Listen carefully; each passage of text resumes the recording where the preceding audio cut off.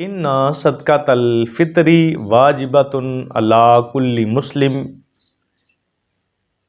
ذکر او انثی حر او عبد صغیر او کبیر۔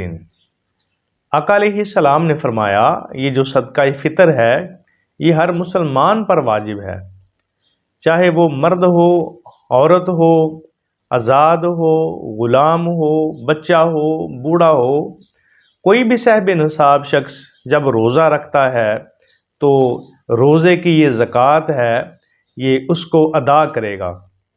اگر وہ اس کو ادا نہیں کرتا تو اس کا روزہ زمین اور آسمان کے درمیان معلق رہتا ہے۔ تو اس روزے کو قبولیت کے لیے جو چیز شرط ہے وہ صدقہ فطر ہے، اور صدقہ فطر ادا کر دے، جتنا پہلے ادا کرے گا اتنا زیادہ ثواب ہے، تاکہ غریب بندے بھی اس کے ساتھ مل کے عید کا اہتمام کر سکیں۔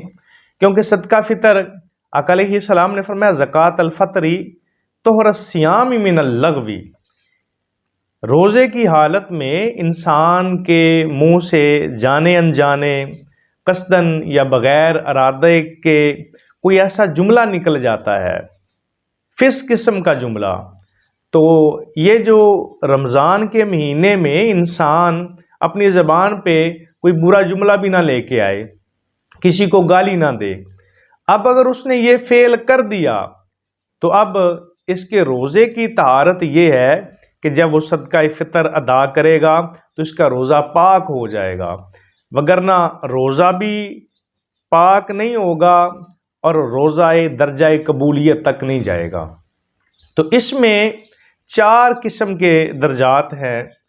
اگر بندہ کوئی غریب ہے تو وہ گندم کے حساب سے ادا کرے، سا یہ پیمانہ تھا، اب تو اس دور میں علماء نے انسان کے لیے بڑی سہولت کے ساتھ ہر چیز کو بتا دیا ہے کہ کتنی کتنی مقدار۔ اگر کوئی گندم کے حساب سے کرتا ہے تو علماء فرماتے ہیں کہ وہ 170 روپے ہے، اور اگر کوئی جوں کے حساب سے کرتا ہے تو وہ 480 روپے ہے۔ اسی طرح اگر کوئی کھجور کے حساب سے صدقہ فطر ادا کرتا ہے وہ 1600 روپے ہیں، اور اگر کوئی کشمش منقع جات یہ جو میوہ جات ہیں اگر اس حساب سے ادا کرتا ہے تو یہ 2400 سے 2600 روپے ہیں۔ اب جیسے جیسے آپ کی اپنی حیثیت ہے، آپ اپنی حیثیت کے مطابق صدقہ فطر ادا کریں۔ اب دیکھیں آپ کا جو کھانا ہے وہ کھجور کے لیول کا ہے، معیار کھجور کے لیول کا ہے، اور صدقہ فطر آپ گندم کے حساب سے دیں۔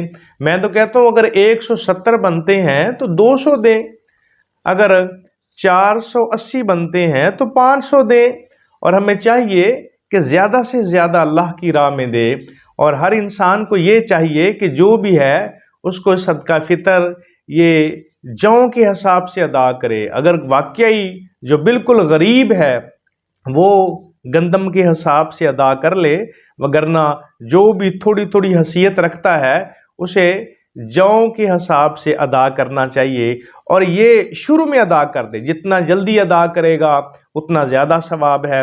اپنے سب گھر والوں کا، چاہے کوئی بوڑھا روزہ نہیں بھی رکھ رہا اس کا فدیہ بھی دے گا، اس کا صدقہ فطر ادا کرے گا۔ اسی طرح اگر کوئی بچہ ہے یا کوئی عورت ہے جو بچے کے وہ پیدائش کے بعد ایسے ایام ہے کہ اس کے اوپر روزہ فرض نہیں ہے، لیکن صدقہ فطر اس کی طرف سے بھی ادا کیا جائے گا۔ اگر تو جو کماتا ہے وہ اپنی طرف سے خود ادا کرے، وگرنہ جو پورے گھر کا نظام چلا رہا ہے، جو ان کی کفالت کر رہا ہے، وہ سب کی طرف سے صدقہ فطر ادا کرے۔ اور صدقہ فطر ہر طرف سے ادا کرنا پڑے گا، چاہے نعوذ باللہ اگر کسی نے غلطی سے روزے نہیں بھی رکھے تو اس کے اوپر بھی صدقہ فطر واجب ہے۔